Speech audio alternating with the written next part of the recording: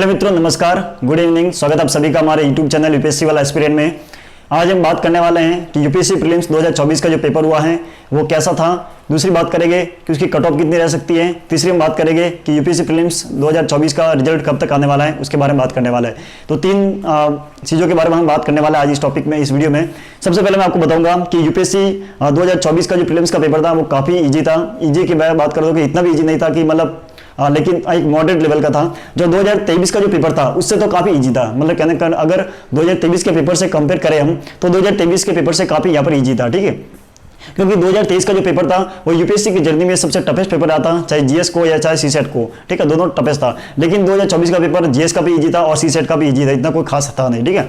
अब मैं बात करते हैं कि सर इसकी कट ऑफ कितनी रह सकती है। तो कट ऑफ से पहले मैं बात करूं कि जो यूपीएससी प्रीलिम्स का जो पेपर था उसमें देख सकते हैं, मैं आपके सामने आप पेपर है पूरा, ठीक है। तो इसमें जो प्रश्न पूछने की अलग अलग क्वालिटी है, इसकी बार जो उन्होंने यूपीएससी प्रीलिम्स में जो पेपर पूछे हैं वो एक तो फैक्चुअल क्वेश्चन बहुत पूछे, जैसे कि सीधा सीधा प्रश्न पूछ लिया, कोई भी पूछ लिया, ठीक है। तो मतलब वन लाइन आंसर बहुत ज्यादा थे, ठीक है। तो फैक्चुअल क्वेश्चन पूछा गया था। दूसरा पेपर की जो क्वालिटी थी वो यहाँ पर उन्होंने जो कथन वाले थे, जो पिछली बार दे रहे थे कि ओनली वन ओनली टू, वो भी उन्होंने पूछा है, ठीक है। तीसरा उन्होंने एक और पूछा है कि जो तीन ये सारणी देख सकते हैं, सारणी में पूछा है कि इस प्रकार देखो, एक साइड में आपको दिख रहा होगा, तो देखो यहाँ पर जलप्रपात पूछा है, दूसरा क्षेत्र पूछा है, तीसरा नदी, यानी कि तीन चीजों का एक साथ रिलेशन पूछा है। और आपको तीनों का एक साथ रिलेशन आपको नहीं पता है तो फिर यहाँ पर आंसर करने का थोड़ा सा दिक्कत हो सकती है। जैसे मैं आपको बता देता हूँ कि नॉर्मली जैसे देखो जलप्रपात पूछा है धुआंधार, उसके बाद में आगे क्षेत्र दे रखा है मालवा, और उसके बाद में देखा नदी। तो नर्मदा नदी का मालवा का आपसे संबंध आपको पता है, लेकिन आपका इसके जलप्रपात के साथ आपका संबंध नहीं पता है, रिलेशन, तो इस प्रश्न को करने में आपको दिक्कत हो जाएगी। इसी प्रकार जैसे देखें स्वर्णरेखा जो छोटा नागपुर के, तो सही हो जाएगा ऐसा।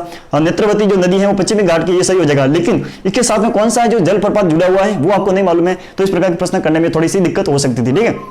ये हो जाएगा। तो ये बात हमने बात की है। तो इस प्रकार प्रश्न पूछे गए थे आपकी बार, साइंस से 7 क्वेश्चन ऐसे पूछे गए थे, तो वो काफी क्वेश्चन टफ थे, बाकी पेपर बहुत इजी था, ठीक है। इस प्रकार प्रश्न पूछे गए थे। और ओनली वन ओनली टू वाला वो भी पूछा गया था।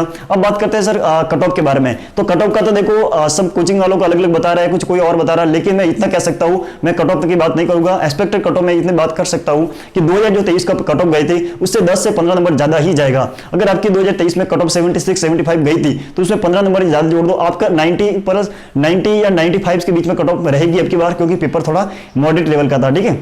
तो 95 से 90, अगर 95 से 100 के बीच में आपके नंबर आ रहे हैं, 95 से 100 के बीच में, तो आप बिल्कुल सेफ जोन में हैं। आप मेंस की तैयारी कीजिए, फिर भी आपके नंबर नहीं भी आए, और मैं ये बोल रहा हूँ अगर 80 से 85 के बीच में आ रहे हैं तो भी आप मेंस की तैयारी कीजिए। अगला एग्जाम होगा जो 2025 में, उसमें आपको काफी हेल्पफुल रहेगी, क्योंकि मेंस का वैसे आपको तैयारी करनी है, ठीक है। तो आपको मेंस की तैयारी बेटर हो जाएगी, फिर वापस प्रीलिम्स के लिए आपको जनवरी से लग जाना है। ये बात हो गई कट ऑफ के बारे में, ठीक है। तो बिल्कुल कट ऑफ 2023 से ज्यादा ही रहेगी, ये आपको पता चल गया होगा। अब बात करते हैं सर इसका रिजल्ट कब आने वाला है। रिजल्ट की मैं बात करूं तो 2023 का जो 2023 का जैसे रिजल्ट आया था वो मात्र 15 दिनों के अंदर रिजल्ट आ गया था।